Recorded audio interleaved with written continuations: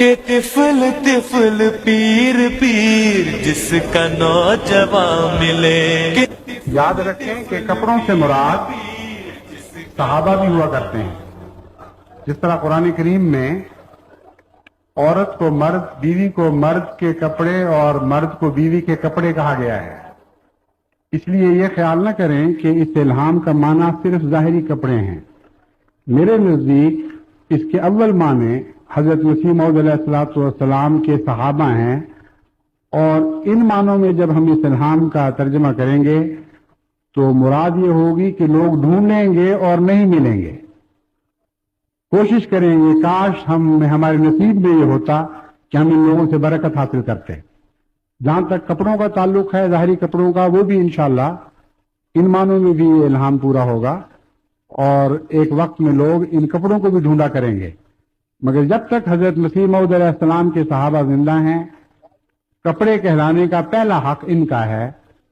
اس لیے اللہ تعالیٰ کا بڑا احسان ہے کہ ایک صدی گزرنے کے بعد آج جشن تشکر کے اس اہم جلسہ میں حضرت اقدس مسیح موعود علیہ السلام کے ایک صحابی ہمارے اندر موجود ہیں.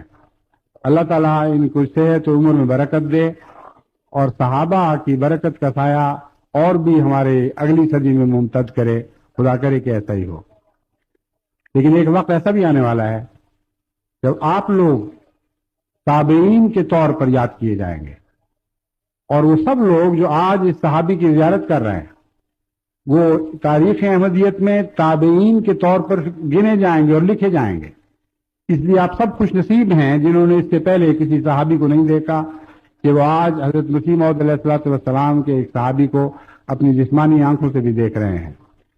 ایک وقت ایسا بھی آئے گا جب اگلی صدی میں ہو سکتا ہے وہی عزت جو آج ایک صحابی کو دی جا رہی ہے کسی تابعی کو دی جا رہی ہو، اور اس وقت کا خلیفہ وقت بڑے فخر کے ساتھ ایک تابعی کے گلے مل رہا ہو کہ یہ حضرت مسیح موعود علیہ السلام کے دیکھنے والے تبرکات میں سے ایک ہے. بہرحال اللہ تعالیٰ اس برکت کو بڑھاتا جائے گا اور پھیلاتا چلا جائے گا، اور جاگ سے جاگ لگتی چلی جائے گی. میرا آخری پیغام آپ کو یہی ہے کہ کوشش کریں کہ صحیح جاگ قبول کرنے والے بنیں، ایسے تابعی بنیں جو صحابہ کے ہمرشک ہوں اور صحابہ کے رنگ میں رنگین ہونے والے ہوں. ایسی قوم نہ ہو جو ماضی میں زندہ رہا کرتی، ایسی قوم نہ بنے جو یہ کہا کرتی ہے کہ پدرم سلطان بود، میرا باپ سلطان تھا، میرے آباء و اجداد صحابہ تھے. دنیا کے سامنے وہ صحابہ کے رنگ پیش کریں کہ آپ میں صحابیت کی خوشبو دکھائی سونگی جائے اور آپ کی ذات میں صحابیت کے رنگ دکھائی دینے لگیں. اللہ تعالیٰ ہمیں اس کی توفیق عطا فرمائے.